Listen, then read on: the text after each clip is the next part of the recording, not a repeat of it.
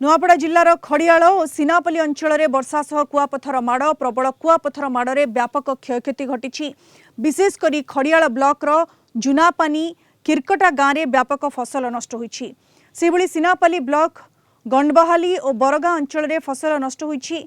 चाषी रबी धान समेत पनीपरिबा चाष फल चाष नष्ट होईछि, जहाकु नै चिंतारे पड़िछन्ति चाषी।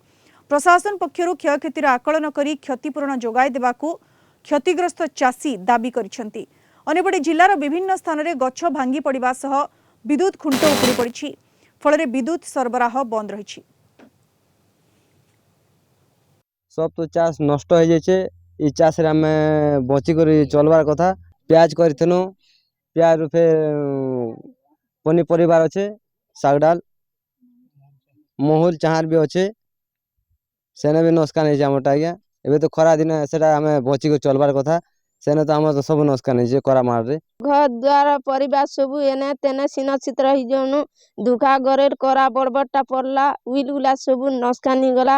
आमे चर्म केनता करी आमे के सहायता कोते कर सरकार नीलेटा सब नुकसान गला। जिनटा बेर करथिनु सब भेजा मिर्चा